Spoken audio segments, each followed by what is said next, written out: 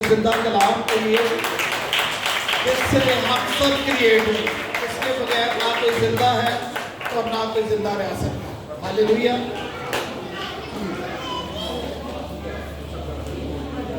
خداوند نے جینیسس میں سب سے پہلے جو رشتے کو بنایا وہ کون سا رشتہ تھا؟ میاں اور بیوی کا۔ لیکن جب ہم دیکھتے ہیں کہ سب سے پہلا جو اٹیک ہوا وہ اسی رشتے پر ہوا تاکہ اس رشتے کو جو ہے وہ ڈسٹروائے کر دیا۔ لیکن اس رشتے کو خداوند نے ایک جو ہے فرمانبرداری کا ایک حکم دیا تھا کہ آپ جو ہے اس پھل کو نہ کھانا۔ اور آج ہم دیکھتے ہیں کہ انسان کو جس بھی چیز سے خداوند منع کرتا ہے ہم اسی چیز کو جو ہے وہ اپنی زندگی میں لا کر خداوند کی جو ہے وہ تابعداری کو چھوڑ دیتے ہیں، اور جس کی وجہ سے گناہ آتا ہے اور رشتوں میں کیا آتی ہے؟ تباہی آتی ہے۔ اور ہم دیکھتے ہیں کہ جب تک خداوند کے وہ حکم مان رہے تھے میاں اور بیوی تو ان کو سب چیزیں برکت کی صورت میں مل رہی تھی، لیکن جیسے ہی انہوں نے خداوند کی نافرمانی کی تو ساری چیزیں برکت جو ہے وہ لعنت میں تبدیل ہو گئی۔ لیکن ہم دیکھتے ہیں کہ جب بھی کسی عورت نے گھر کو بنایا ہے، کلام بھی اس کو فرماتا ہے، مثال 14 باب اس کی پہلی آیت میں لکھا ہوا ہے، دانا عورت اپنا گھر بناتی ہے پر احمق اسے اپنے ہی ہاتھوں سے برباد کرے۔ ہم دیکھتے ہیں کہ جینیسس میں عورت نے ہی اپنے گھر کو جو ہے وہ برباد کرنے کے لیے خداوند کے حکم کو توڑا، لیکن جو خداوند کے حکموں کو عورت مانتی ہے اس کا گھر جو ہے وہ آباد رہے گا اور برکت میں رہے گا۔ آج ہمیں اس بات پر اپنے آپ کو غور کرنا ہے کہ تابعداری میں آ جائیں گے، اس کی وفاداری میں، تو ہمارے رشتے جیسے بھائی کرونیا کا رشتہ بحال ہے، بلیسنگ میں ہے، ایسے ہی آپ سب کے رشتے بھی بحال اور بلیسنگ میں رہیں گے۔ تو ہم اس جوڑے کے لیے آج برکت بھی چاہیں گے، کیونکہ جو ہماری بہن ہے وہ دانا عورت ہے اور اس نے اپنے گھر کو بنایا ہے خداوند کے کلام کے مطابق، اور خداوند اس کے گھر کو ایسے ہی بحال رکھے اور برکت میں رکھے۔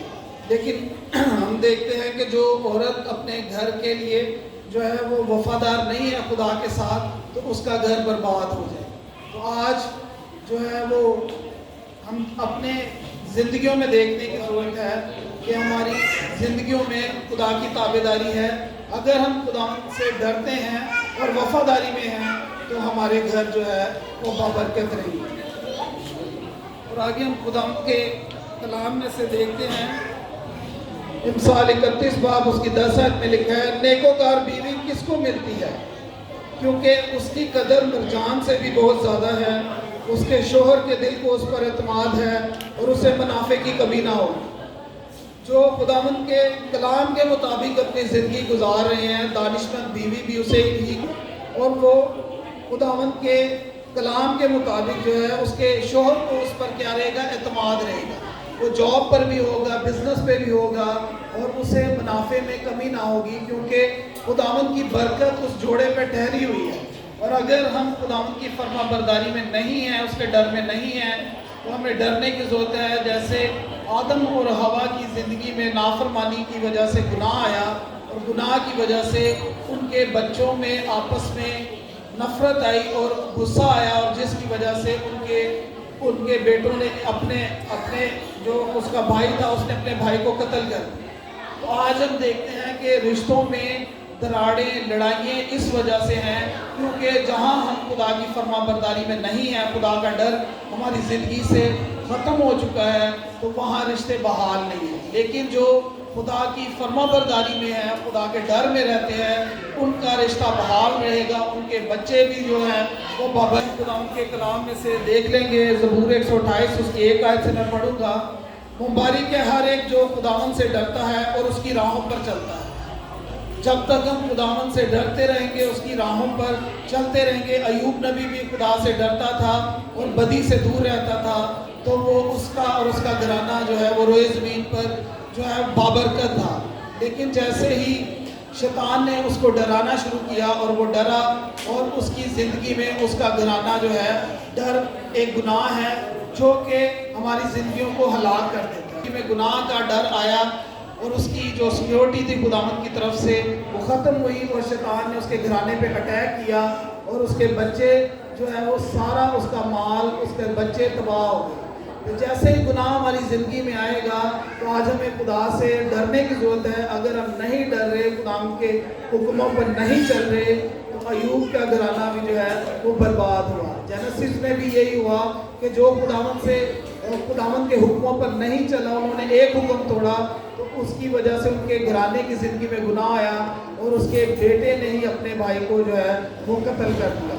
اور آج ہم دیکھتے ہیں کہ تو اپنی ہاتھوں کی کمائی کھائے گا تو مبارک اور سعادت مند ہوگا، تیری بیوی تیرے گھر کے اندر میوہ دار تاغ کی مانند ہے، کہ اس کی بیوی جو ہے اپنے گھر میں ہی ایک ایسی برکت اس کے لیے ہوگی کہ اس کی نسلوں میں بھی یہ برکت جو ہے، عورت ہی اپنے گھر کو بناتی ہے۔ اور خداوند کے کلام پر جب ہسبینڈ اور وائف خداوند کے کلام کے مطابق چلیں گے تو آپ کا گھرانہ جو ہے وہ زبور 128 اس کی ساری برکتیں آپ کے گھرانے میں آئیں گی۔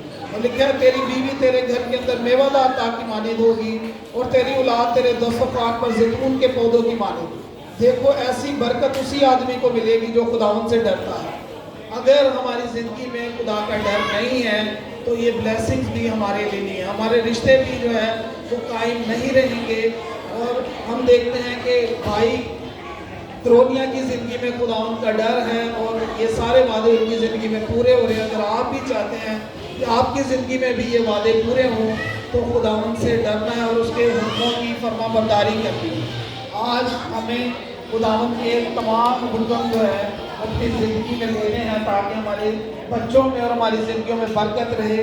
اور اگر ہم نہیں مان رہے تو آج ہمیں ڈرنے کی ضرورت ہے۔ اگلی باری ہو سکتا ہے کسی اور کی ہو، جیسے جینیسس میں آدم اور حوا کی تھی، شاید اگلی باری کسی اور کی ہو، تو اس لیے ہمیں ڈرنے کی ضرورت ہے۔ اور آج اس جوڑے کے لیے خداوند سے برکت مانگتے ہیں جو خداوند نے آدم اور حوا کو دی۔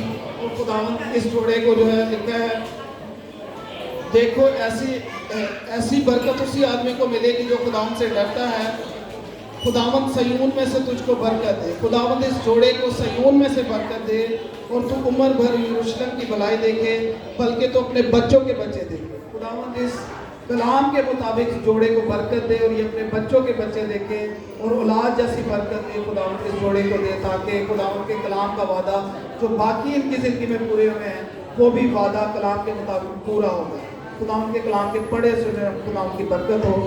اور داؤد نے اسرائیل کو رب الفاظ کے نام سے برکت دی، میں اس جوڑے کو رب الفاظ کے نام سے اولاد کی برکت دیتا ہوں، یسوع کے نام سے آمین۔